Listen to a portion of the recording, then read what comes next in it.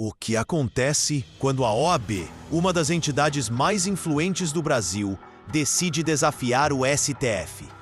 Fica aqui comigo até o final e você vai entender. A OAB, que por muito tempo parecia adormecida, agora ameaça acionar cortes internacionais contra o Supremo Tribunal Federal. O motivo?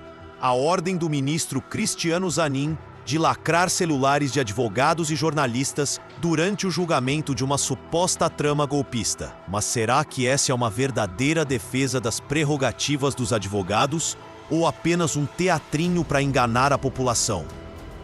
Olha só que coisa mais inusitada. A OAB abriu a boca e arreganhou os dentes para o Supremo Tribunal Federal. Que surpresa!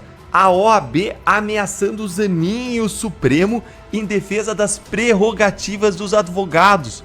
Olha aí! A OAB promete acionar a Corte Internacional se o Zanin mantiver a lacração dos celulares. Opa! Acordou, foi, OAB? Do seu soninho profundo? Vamos dar uma olhadinha o que diz a matéria aqui, ó. A OAB promete acionar tribunais internacionais de direitos humanos caso o ministro Cristiano Zanin, que preside a primeira turma do STF, insista na ordem de lacrar telefones celulares de advogados e jornalistas em sessões futuras relacionadas ao julgamento da suposta trama golpista. Presidente da entidade, o Beto Simonetti, ele alfineta Zanin e ele diz que a estratégia se inspira naquela adotada pelo próprio ministro Zanin quando ele era advogado do presidente Lula. Se o STF mantiver a ordem de lacrar celular de advogado, a OAB vai acionar os tribunais internacionais de direitos humanos, tal como fez o então advogado Cristiano Zanin em um de seus casos, com apoio, inclusive, naquela época da OAB, que defendeu suas prerrogativas de advogado, diz o Simonetti. Olha, eu vou dizer para vocês o que eu acho disso aqui, ó. Eu acho que isso aqui é um teatrinho, isso aqui é uma farsa do Beto Simonetti, presidente da OAB. O Edeltan, por quê? Não é a direita que vive buscando ajuda dos tribunais internacionais contra os abusos do STF? Sim, é verdade. Mas isso aqui, gente, é um teatrinho. Porque dizer que vai processar o STF lá fora é uma ótima maneira do Simonetti parecer que está fazendo alguma coisa em prol dos advogados, quando na verdade ele não está fazendo nada. Apenas empurrando os casos com a barriga. Por que eu digo isso? Porque existem duas coisinhas que a OAB poderia fazer que estão no poder dela, que são muito mais efetivas e poderosas do que essa ameaça vazia aí do Simonetti.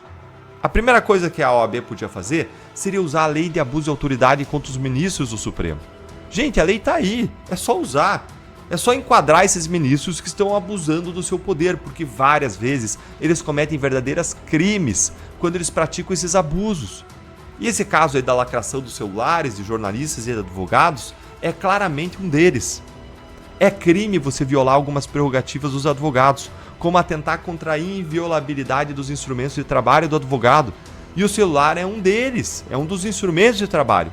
Isso está lá no artigo 7º B. A gente tem aqueles artigos 7A, 7B, quando a lei vai sendo emendada. Isso está lá no 7B do Estatuto da Ordem dos Advogados do Brasil. Se a OAB encaminha uma notícia-crime de abuso de autoridade contra o ministro Zanin, contra o ministro Alexandre de Moraes, envia isso para a PGR, o PGR não tem como simplesmente arquivar como faz com as nossas representações. Porque a OAB, gente, é a OAB. Não é qualquer pessoa, qualquer Zé da esquina, não. É uma entidade com muito nome, prestígio, história, reconhecimento, poder, tradição. Não dá para ignorar uma denúncia desse tamanho da OAB contra um ministro do Supremo. No mínimo, o Gonê vai passar por um constrangimento gigantesco para ele enfrentar uma notícia-crime dessas e conseguir arquivar ela sem ficar feio para ele mesmo na PGR. A segunda coisa que a OAB pode fazer, é claro, é ela mesma formular um pedido de impeachment contra o Zanin e o Moraes e protocolar isso no Senado.